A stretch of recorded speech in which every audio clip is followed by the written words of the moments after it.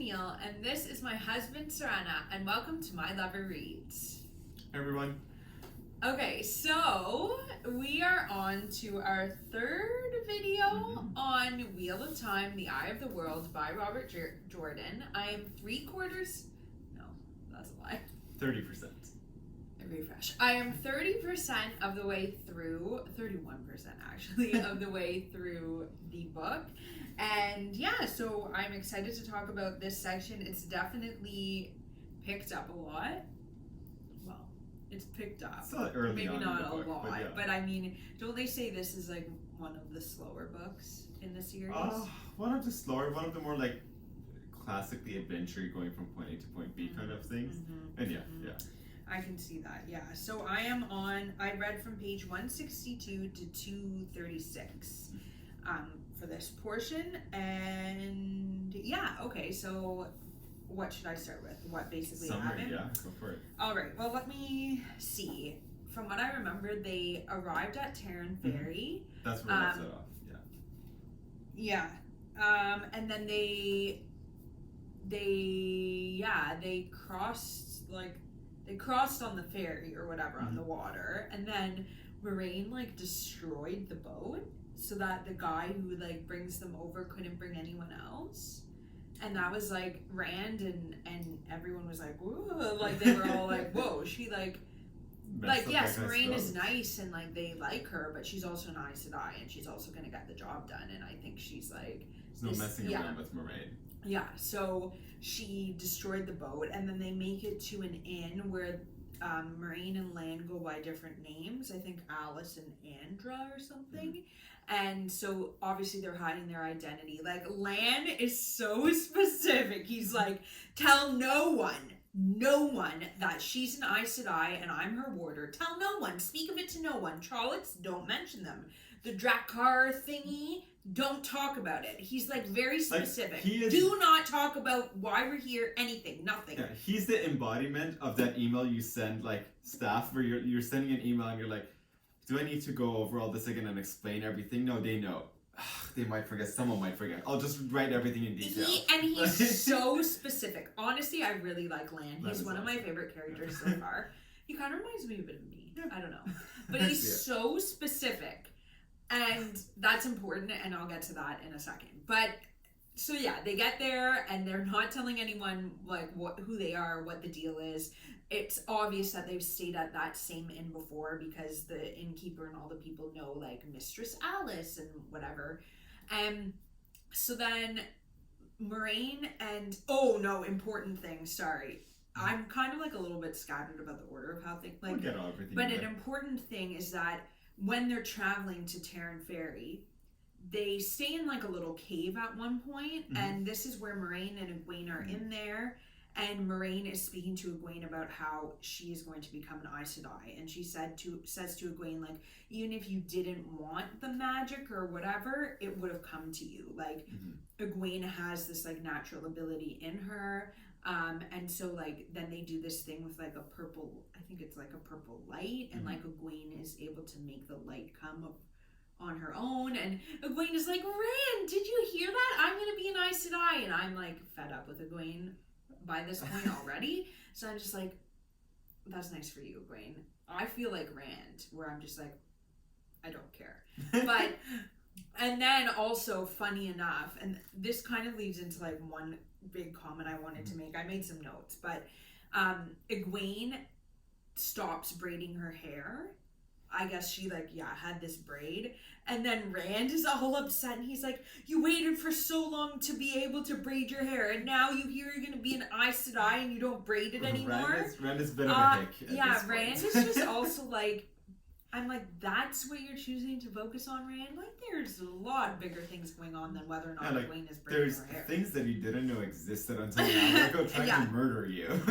But anyway, I think that just like, I have a comment, a note saying like the boys are also immature, which I will get to like more, but that's like the first example. Immature. They're so immature. Yeah. That's the first example. The only one who doesn't seem immature is Perrin. Perrin seems to like understand the gravity of things, and also Perrin hasn't been focused on that much. So, but that's the first instance where I'm reading this. I'm like, Rand, you are still such a boy. Like, if you're that bothered by her not braiding her hair, like, anyway. So then, so Egwene is going to be an Aes Sedai. Congrats, girl. Couldn't care less. Don't really like her right now. And so Moiraine and Egwene in the inn talk to this girl who's like, Rand notices, and she has like short hair and whatever. And I knew right away that it was Min because you've told me about some of the characters. But then anyway, later you do find out that it's Min, who's like going to be an important character, I guess. And she's pretty cool. I have in my notes that I love Min already because she's just straight up no nonsense. Obviously this doesn't happen at this first point when they get to the inn, but she later has a conversation with Rand.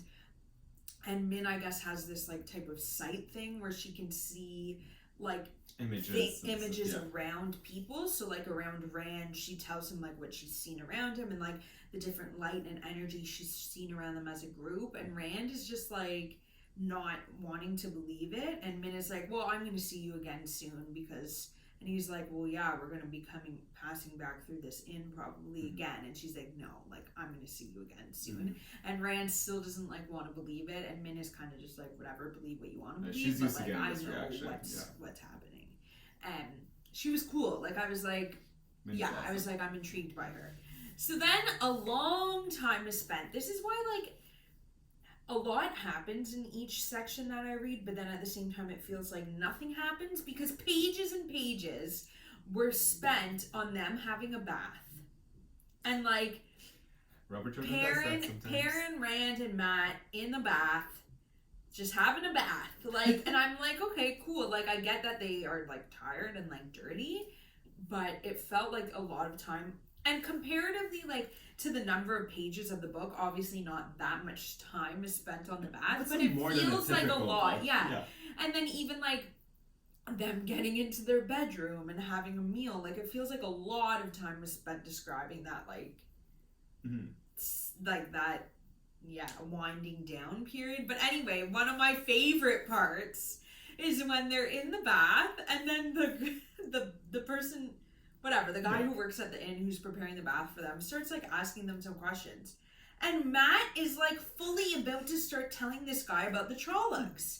And Rand and Perrin are trying to shut Matt up and like divert the conversation. And Matt's like, no, but like remember and Rand's like, no, but like, and they're trying to interrupt him. And Matt is just like so persistent. Like, guys, I'm honestly like, are you... the Trollocs. Yeah, like, I'm honestly like, Matt, like, are you all there? Like, what's...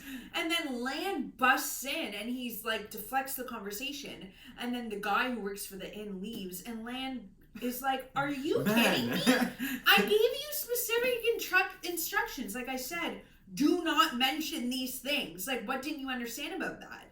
And that, I was like, these are the most immature, like, children that you've ever encountered. And it's like, I vaguely know how things are going to end up for these characters. I'm like, how on earth are they going to get from this point to that point? It's like, it's through the magic of 14 very long books. Like, and honestly, like, and Lan's reaction just being like, what are you doing? Come on, like, man. I told you not to mention that. And I literally was like, did Matt not hear any of that conversation? Like, it was very clear. The whole good part of their journey is just at the beginning. There's more of this to come too. But it's just basically Moiraine and Lan being like, guys, listen, you're way over your heads right now. Don't do this, this. And they're like, we're going to go do exactly those things. And it's like when Egwene is like, oh, I want to come with you guys. And then I feel like Moiraine is just like, fine, just come with us. I don't have time to argue with you. Like, it's almost like Moiraine and Lan are just like... You'll understand more also. You'll, like, as you read more,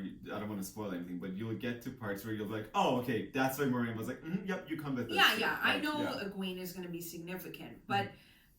Oh, God, Lan is probably just like... I love Lan so much. He probably hates his life so much. Like, it's just... Anyway, so then, so then they sleep. Rand has, like, a really bad dream where he sees Balsamon, and they, like, have a conversation, and there's, like, a bunch of rats with their, like, necks and spines snapped and stuff.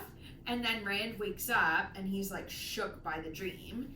And then he finds out that there were rats in the inn with their necks snapped, like exactly how they were in the dream. And then he finds out that Perrin is sick because he doesn't want to get out of bed because he also had the same dream and is like traumatized by it, and Matt had the dream too.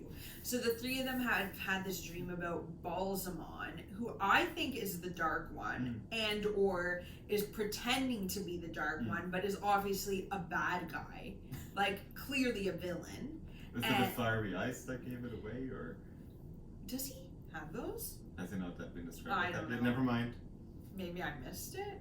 Anyway, but he's a cool dude. Like, I was intrigued by this Balsamon guy. I'm for it. And I'm like, you terrorize these boys even more. Like, this is at least like it's kind of making them a little bit nervous.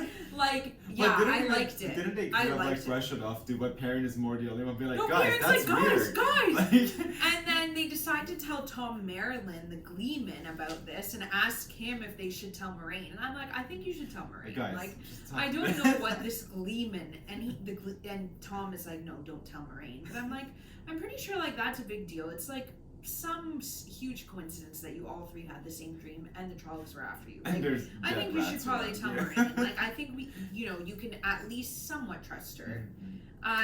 Well, that's one of the things. Also, sorry, side tangent.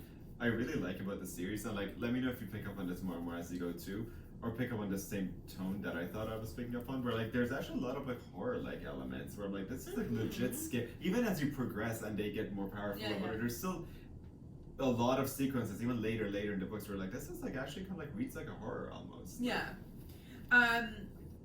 So Rand is like, they're all flirty about this dream. And then finally the last thing that happens, much to my dismay, is that Nynaeve arrives. Your fave. I hate Nynaeve. So what happened apparently is like after Rand, Matt, Perrin, and Egwene left with Moraine and Lan, the people of the Two Rivers decided they needed to go after them. And so the men are like debating who should go after them. And then the women's circle or council or whatever just decides to send Nynaeve. Like they're like, wow, while the men like, argue about this, like whatever, we've already handled it. And so Nynaeve goes and she's like determined that she's gonna bring them back. And I'm like already annoyed with her. Like she hasn't even really done anything, but she's just annoying and she's disrespectful, I think. Like she doesn't talk to Moraine and Lan with the proper like respect that like any person deserves. She just kind of has a chip on her shoulder. She's snobby.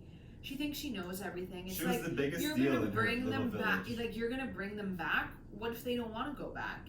Like, and I think like Egwene has her hood up and is kind of like Rand thinks hiding like that her hair is unbraided because it might upset Nynaeve, and it's just like, who cares about upsetting Nynaeve? Like you're your own person now. You've left. Obviously these kids are not at that point yet, but it's like, I don't know, it just bugs me that Nynaeve is like, yeah, so I'm gonna bring you guys back, and I'm like, well, good luck, girl. That's where I'm at right now. Nynaeve is there. Who knows what? I mean, if I had to predict, she's probably just gonna join them. That's my prediction. Because like at some point she has. Well, you've probably also been seeing all the like promotional stuff for the show where it's like the Eamondsfield's 5 or whatever, and it's the 5 of them. Oh, is she? Yeah, she's one of them in all the posters too. Yeah, like the 3 That's boys 5. and the 2 girls. Yeah, that's 5. They got that's 5. Okay, well, fine. I mean, I did. Okay, so as a side note, I have actually begun to really enjoy it and be like very intrigued by it. Yeah, so I actually did find myself following the Wheel of Time TV series on Instagram because I kind of wanted to see like, oh, what actors did they pick? And yeah, I guess I did notice like there was an extra girl in there. I'm so excited for the actress who plays. Okay, the guy who plays Lan, because he's like a YouTuber, which is hilarious. Is he actually? He's a YouTuber. And it's like he's an actor, like he's done other acts. It's not like he's his first role by any means, but he also does YouTube, so it's kind of cool. Okay, And then the woman who plays Nynaeve is, I really like her. No, you mean Moraine or Nynaeve? Sorry, Moraine. Rosamund Pike. Yes, she's respect. solid. And she's an excellent Jane in the Pride and Prejudice. Oh yes, yeah. And apparently Sanderson like visited the set a bunch of times. He was very heavily involved at points as well. And one of the times where he was on set, he's like they were shooting a scene with her, and she's like, "Yep, she's Moraine. Like she was Moraine." I get that sense that she would be good as Moraine, and also they did release that little like teaser thing where it was like her like those 5 seconds that I watched on something. repeat for like an hour. Yeah. No, I remember. That was before I started reading it, and I like didn't think I would be on this journey. But honestly, like I am starting to enjoy it more, and you know, but it is meandering. Like you do have to say that about the series. Yeah. It no is. one says that. Like that's I think not the man knew he his was story. going to have at least 14 books. There's no I don't know way. about. He knew there would be books. At Well, one yeah, point, like, he talked about a trilogy, but I think I might have A just. trilogy? Are you kidding me? I think that was just to If get the you're writing publishers a to agree. trilogy, there's no way you're spending that much time talking about a bath. Like you can. Well, just his writing style too. I don't think he. I guess he's just like a. Yeah, and like it's interesting because we also filmed our video about the third quarter of the Hating Game that Sourena read. So if you want to watch that video, it should be like coming soon. We'll probably post it second, right? Yeah. But we talked about in that video how amazing and how nice it is to read the details. Yeah, just to sit you with know, the character of a in the scene. couple sitting on a couch together in a romance novel and just, you know, them watching a movie together. But then in fantasy, if someone's like sitting taking a bath, you're like, okay, come on, let's go. Like it's just a different type of the genre. I think you expect something more fast paced from a fantasy, and I wouldn't say this is a fast paced fantasy. No, it becomes a lot more fast paced, but his writing style stays the same. Yeah. Like it becomes fast paced in the sense of, you know, in one book so many different plot points happen and so many things happen. But also like you will have scenes like where you're just like with But the at characters. the same time, what's interesting is although he's very detailed, he's not detailed in the same way that like Dickens is detailed. Because it's not dense, heavy writing. It's detailed, but it's still simple you can writing, read it easily. and it's fast to read actually. Because you know when I was reading it this week, I was reading it when our son was napping, and then I was like, oh my god, I've actually read like 60 pages in like one sitting, like which doesn't seem like a lot. But it was and a very for a short romance setting. novel, it isn't that much. But for something like this, like you know, 60 of these like long, dense pages, and they're like actually literally like quite long. That seems like a lot, and like I just wasn't expecting to read that much, and it didn't feel like I had read that much. Well, and also like a good example of it is I find it almost interesting like the ease of reading. I mean, obviously there's more things that you'll have to keep track of and whatnot. The more things get added in as you go on. But it's just his writing style. The ease of reading is probably like the same as like the Hating Game or like a rom-com because it's just. He writes so. I mean, I think it's good. I think it's a strength. Like you can it's very easily accessible, which is important, especially when you're telling a story like this. So like right now, I'm also reading just for my own reading. I'm reading Malazan right now, and I just finished the second book. And usually books take me about even like 700, 800 page books take me about 5 to 6 days to finish. Usually in 2 weeks, I usually read 3 books.